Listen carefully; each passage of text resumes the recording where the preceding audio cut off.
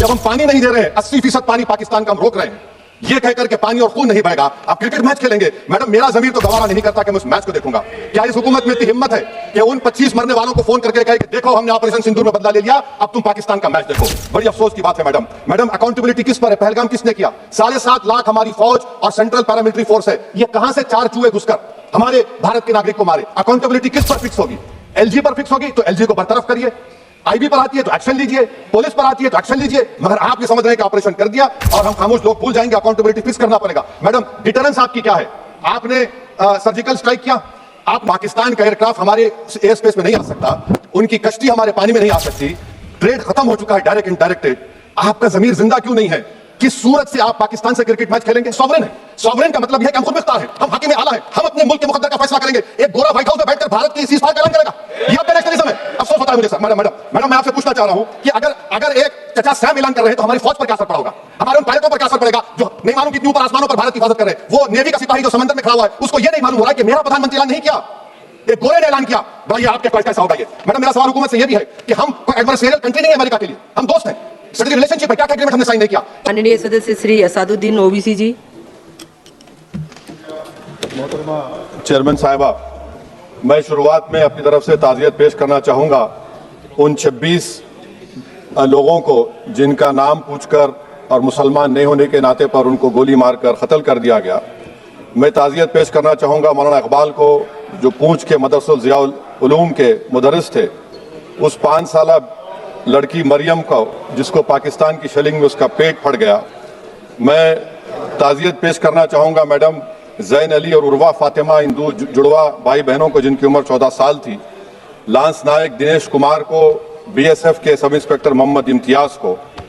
मैं शुक्रिया अदा करना चाहूँगा कश्मीर की आवाम का कि उन्होंने पहलगाम के वाक़े के बाद मस्जिदों से ऐलान किया मजम्मत का, बग़ैर किसी के बोलने पर रोड पर निकलकर उन्होंने पाकिस्तान से आए हुए दहशतगर्दों की मजम्मत की।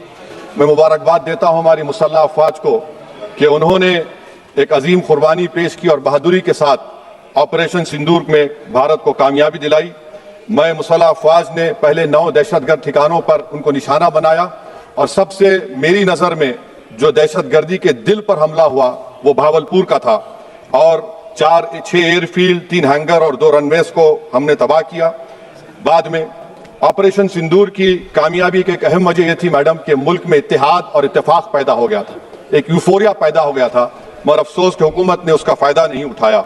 मैं आज भी कह रहा हूं, जिम्मेदारी के साथ कह रहा हूं कि पाकिस्तानी फौज, पाकिस्तान की आईएसआई, पाकिस्तान का डीप स्टेट, उनका हयाती मकसद ये है कि हमेशा भारत को कमजोर किया जाए। और अगर हमको इन ताकतों को कमजोर करना है तो देश में इत्तेहाद और इत्तेफाक को बरकरार रखना पड़ेगा। अगर हम बुलडोजर के जरिए या फिर लिसानी जबर के जरिए या मजहबी फिरका परस्ती के जरिए अक़लियतों को निशाना बनाएंगे तो हम खुदा ना खास्ता उन पड़ोसी मुल्क के दहशतगर्द तंजीमों को कहीं कामयाब ना हो जाए। मैडम, मैं आपके सामने ये भी कहना चाहूँगा कि इत्तेहाद और इत्तेफाक इस मुल्क में जब मजबूत होगा तो हमको बैनुल-अक़वामी सतह पर दिखाने की जरूरत नहीं पड़ेगी। मैं आपकी तरफ से हुकूमत से चंद सवालात करना चाहूँगा कि वजीर आजम ने कहा कि खून और पानी एक साथ नहीं बह सकते, आतंकवाद और बातचीत एक साथ नहीं हो सकती। तो मेरा सवाल आपके जरिए से वजीर आजम और हुकूमत से यह है, फिर जिन इंसानों को बैसारा की वादी में मारा गया था, क्या आपका जमीर इस बात की इजाजत देता है कि आप ट्रेड बंद कर दिए, पाकिस्तान का एयरक्राफ्ट हमारे एयर स्पेस में नहीं आ सकता, उनकी कश्ती हमारे पानी में नहीं आ सकती, ट्रेड खत्म हो चुका है, डायरेक्ट इनडायरेक्टेड, आपका जमीर जिंदा क्यों नहीं है? किस सूरत से आप पाकिस्तान से क्रिकेट मैच खेलेंगे? जब हम पानी नहीं दे रहे हैं, 80% पानी पाकिस्तान का हम रोक रहे हैं, यह कहकर के पानी और खून नहीं बहेगा, आप क्रिकेट मैच खेलेंगे? मैडम, मेरा जमीर तो गवारा नहीं करता कि मैं उस मैच को देखूंगा। क्या इस हुकूमत में इतनी हिम्मत है कि उन 25 मरने वालों को फोन करके कहे कि देखो हमने ऑपरेशन सिंदूर में बदला ले लिया, अब तुम पाकिस्तान का मैच देखो?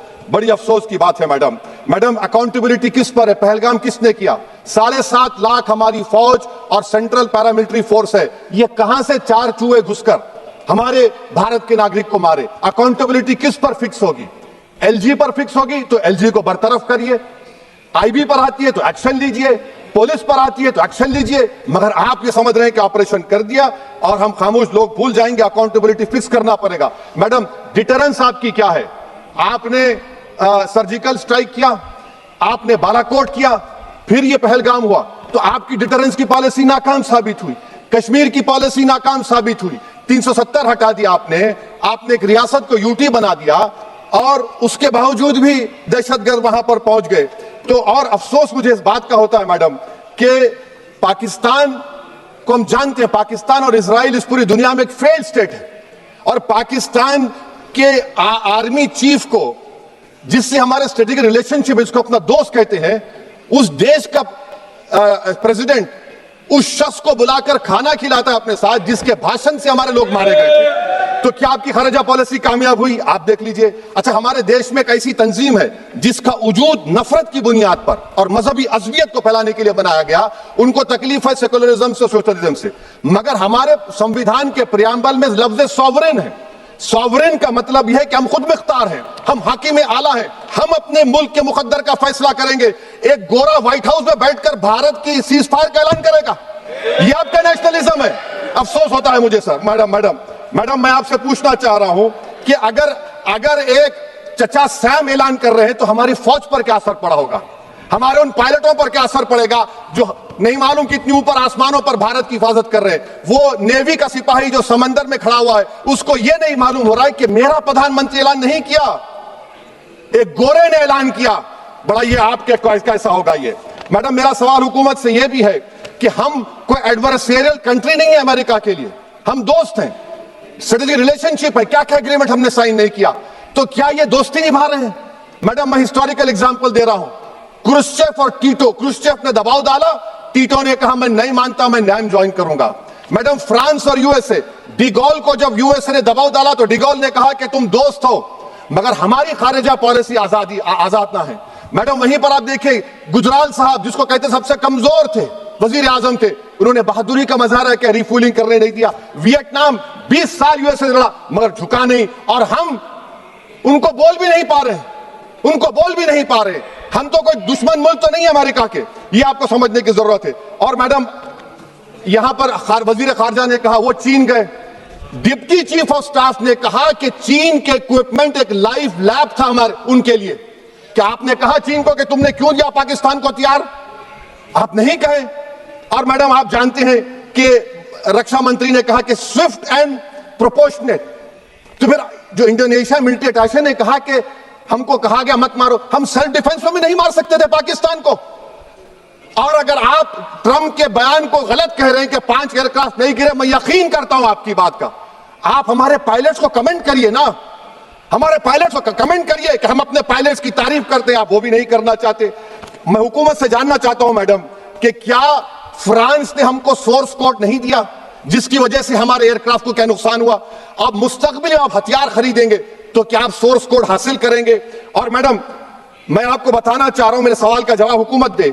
हमारे पास सैंक्शन जो स्क्वाड्रन है 42 है, 60 साल के बाद सिर्फ 29 काम कर रहे हैं।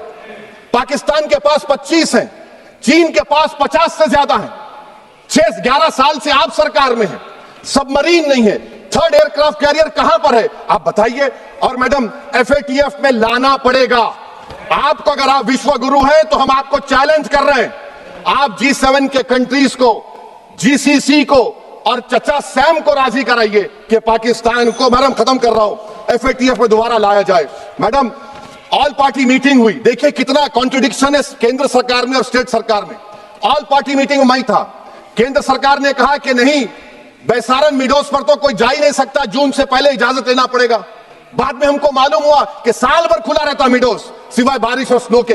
ये कॉन्ट्रडिक्शन है केंद्र सरकार में। वहां पे मैं हुकूमत से मुतालबा करता हूं मैडम आपके जरिए से कि कौमी सिक्योरिटी को, नेशनल सिक्योरिटी को, खारिजा पॉलिसी को, फॉरेन पॉलिसी को राजनीति का मुद्दा मत बनाइए, राजनीति का मुद्दा मत बनाइए। ये हमारे मुल्क में मुफाद होगा, हमारे मुल्क के इत्तेहाद और एकजुटती को आप एक वोट का जरिया मत बनाइए। और मैं एक आखिरी बात पूछ रहा हूं मैडम, क्या चीन ने हमसे कहा था कि सीज फायर कर लो? और कैसे पाकिस्तान ने हमारे पायलट्स की बातों को सुना कि हमारा कम्युनिकेशन एनक्रिप्ट नहीं है?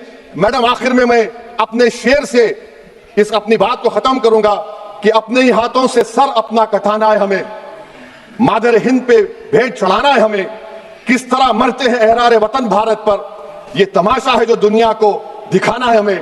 ये मैं भारत की उस बहादुर फौज के नाम पे करता हूं, मुसल्लह फौज के नाम पे करता हूं। ये शेर कहने वाला कोई बीजेपी का नहीं था, ये शेर कहने वाले का नाम शेर था, शहीद अशफाकुल्लाह। मैं फिर से हुकूमत से कह रहा हूं, पाकिस्तान टेररिज्म करेगा, आप तैयार हो जाइए। आप चीन से मोहब्बत, कितना इम्बैलेंस हो रहा ट्रेड का, कितना इम्बैलेंस हो रहा है चीन से।